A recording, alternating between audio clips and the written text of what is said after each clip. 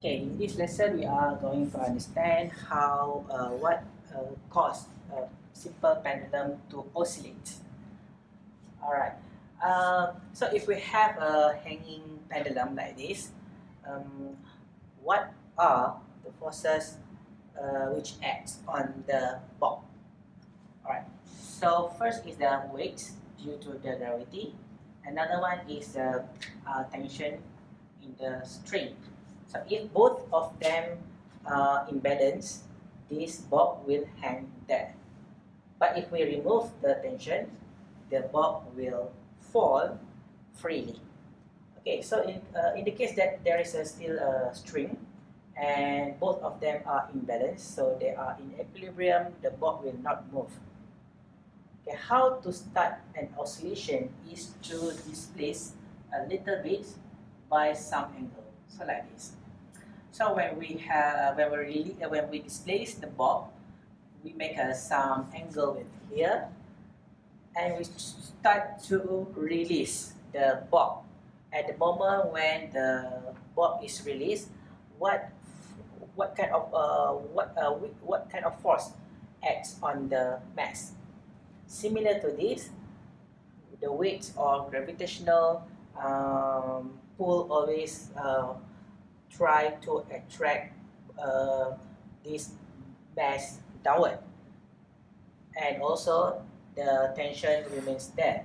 But since you see here, the weight and the tension are not in parallel, so this introduces unbalanced force, and because of this situation, the mass will start to accelerate.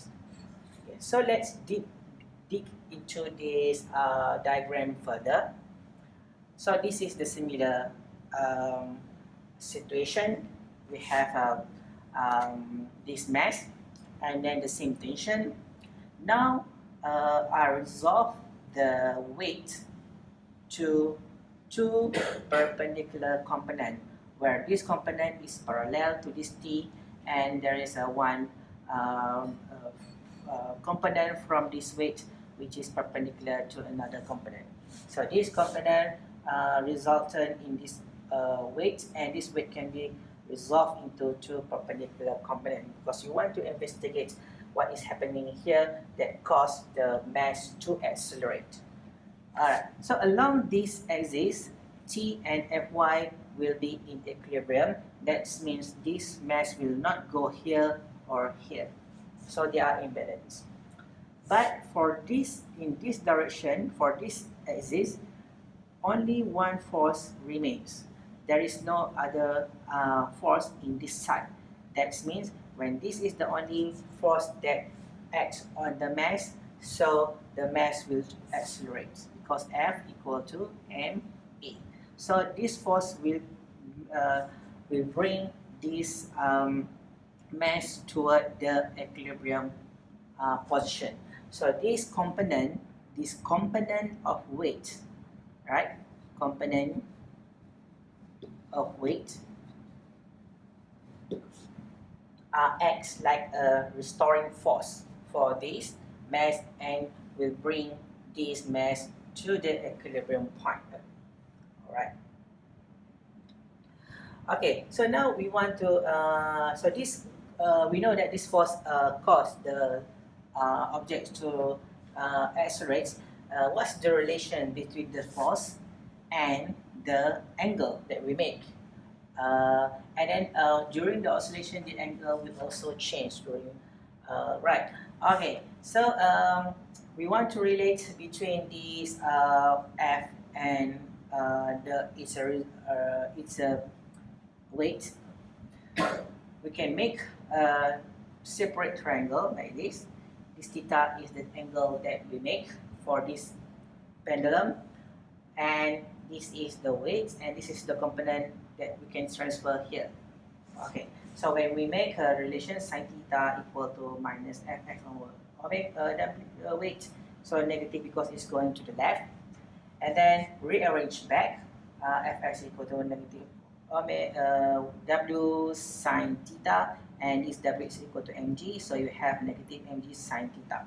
So the restoring force is proportional to theta. So if the theta is 0 here, theta 0, so you have no restoring force. But if you go here, the restoring force to the right. So the restoring force is proportional to the angle, but in opposite direction. Okay, so and this is also equal to mg's sin theta is also equal to tan theta. We will look why we transfer to tan theta. Why sin theta is equal to tan theta? Actually, this is we will call as approximation. For this approximation only happen if theta is very small, for example, less than 10 degree. For example, if you take 5 degree and you convert it into radian, so try using your calculator. By using radian in radian mode for your calculator, sine 0.087 radian will be equal to tan 0.087. So sine theta is approximately same as tan theta, where theta must be very small. Okay, why we need this? So we will look next why we need this tan theta. Okay, so during the oscillation of this pendulum, the pendulum will go in arc, but we only see the x projection. So to the left and to the right. So this is called x, and this is the length of the string. So we can make a trigonometry relation, which is tan theta equal to x over L. So now this is used to be put here, to replace here. So we have a fx equal to minus mgxl, because this is initially tangent. Alright, and then rearrange back. So you have here f is proportional to x. So pendulum is, if you remember, this resemble the form by Hooke's law. Okay, so when it's resemble this relation, we can say that simple pendulum is a simple harmonic motion, because it follows the Hooke's law with a small angle approximation. Okay, so and then alright, so we have minus mgl over x, and then compare between this relation and the Hooke's law, and then kx equal to x. K actually from this relation we can rearrange back, so we put it here. So f is equal to minus omega squared mx. So compare between these two. So x the restoring force for the mass spring system, restoring force for pendulum, and compare between these. So you can take out this portion, put it here, and cut mm. Finally, you have the relation for the angular frequency for the pendulum is equal to square root of g over L. So you see that for pendulum we don't have k, because pendulum has no force constant. But for for mass spring system, it has k, and it has no length. So we have to make sure that if you want to calculate the frequency, angular frequency, you have to make sure that this formula is for mass spring system, and this is for pendulum, simple pendulum. Okay, so from this formula, rearrange back, you have to pi over t, and from here, then you can see that the period of the oscillation depends on the length of the pendulum and depends on the gravity. So from here, actually, when you play a swing, if you want a longer period of time,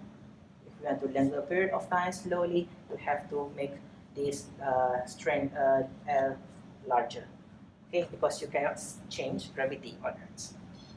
But however, the same swing, if we play on a moon, for example, the moon gravity is very slow.